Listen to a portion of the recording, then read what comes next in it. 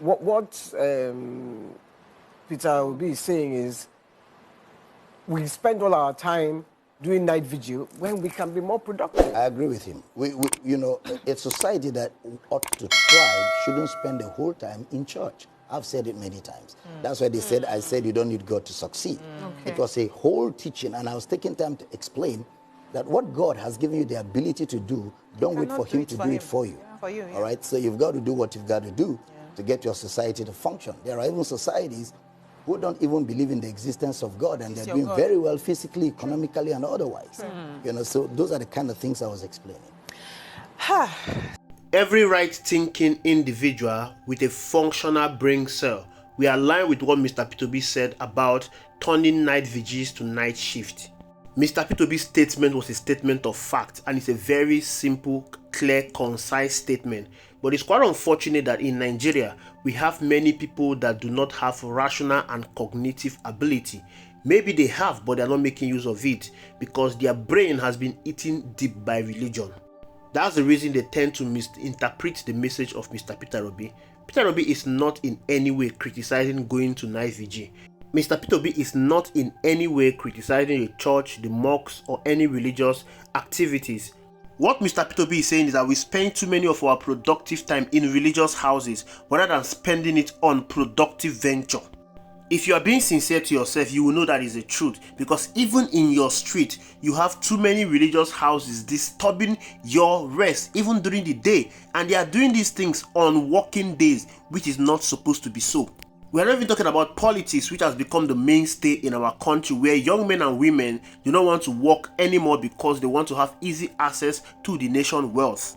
And of course, we know the reason why this is made possible is because we don't have too many productive ventures in this country for people to be engaged productively.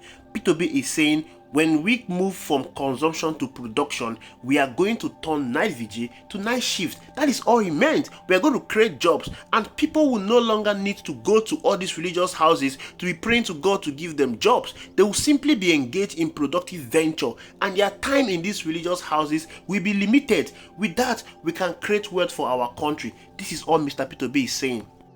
Our nation over-reliance on politics and religion as path to success has stunted productivity in this country. It has undermined real economic growth and created a cycle of dependency that holds the country back. Religion and politics go hand in hand. They are intertwined, but they are far from being productive. Instead of religion and politics to help Nigeria to grow and progress like we see in other countries, they've cultivated a mindset that equates progress and divine intervention or political favors rather than hard work, innovation, and enterprise. Rather than seeing Mr. P2B's proposal to transform night vigil into night shift as an attack on religious institutions in this country, we should see it as a refreshing call for a more balanced, productivity-focused society. Maybe you do not understand how politics and religion have stagnated Nigerian growth. Alright, let's explore how politics and religion have contributed immensely in stagnating Nigerian progress. Nigeria is being termed as a secular society, but is deep-rooted in religion. Churches and mosques thrive in every corner, and it's not uncommon to see places of worship packed with people during daily services, evening vigils and weekend gatherings. They are everywhere. On your street, you will see them. But you need to understand that most Nigerians that frequent these religious houses, they do not go there because they love going there. They are being constrained to go there. Many Nigerians turn to religion in search of hope, healing, and solutions to life challenges. You know that we have that in abundance in this country.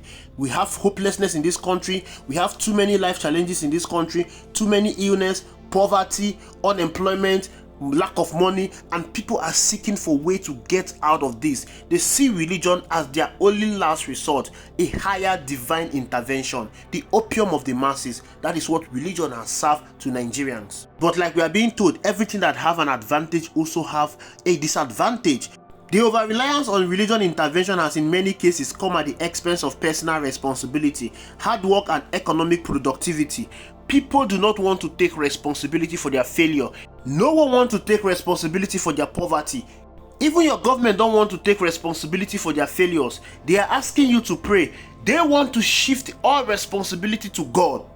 When people spend hours in religious gatherings praying for financial breakthroughs rather than investing that time in building skills, learning trades, or creating businesses, the results are predictable. It's going to yield high unemployment, dependency, and poverty, which is what we have in our country today. Aside religion dependency, Nigerian politics is seen as one of the most profitable ventures in the country, not because of any intrinsic value it brings, but due to the wealth and power that political positions can offer. Most of the people that are going into politics are not going there because of what they can offer. They are not going there because they love this country. They are not going there because they want to change this country for good. They are lured into politics because of the lucrative incentive, the lucrative salaries, the benefits, the allowances that are vastly exceed that of the average workers.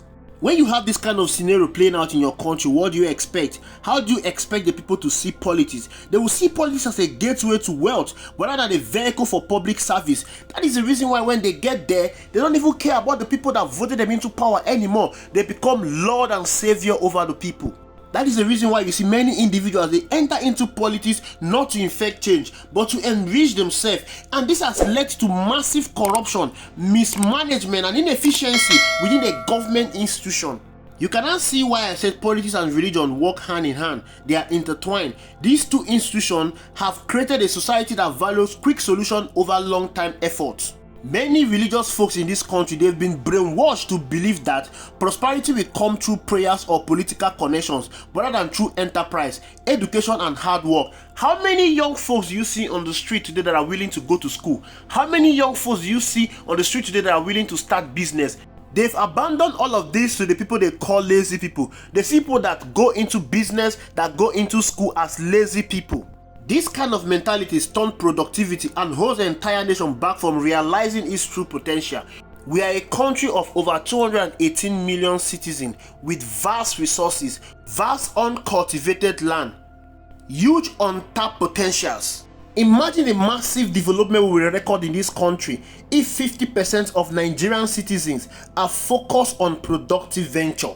We are regarded as the second most prayerful nation on earth, but yet our country is still ravaged with insecurity, unemployment, poverty, diseases, hardship, and all manner of negative indices of development. Several countries in the world have demonstrated that you can achieve prosperity, you can achieve development without being over-religious in your approach. For instance, you have countries like Sweden, Denmark, and Norway. These countries have low levels of religious influence, yet they boast some of the highest standard of living and economic development. They were able to achieve all this by focusing on building a robust social welfare system. They invested in the educational sector and they were fostering innovation, all of which contributed to their economic success. But in sharp contrast, countries with over-religious activities cannot even achieve what countries with low religious activities have achieved. For instance, you have countries in the sub-Saharan Africa such as the Niger, Sierra Leone, and Ethiopia. These are highly religious, but they remain among the poorest in the world. If prayer can save a nation, Nigeria would have been the best country on earth. If prayer is needed to run a government, Tinubu would not have become the president because many people prayed to ensure that he did not emerge as the president of the Federal Republic of Nigeria.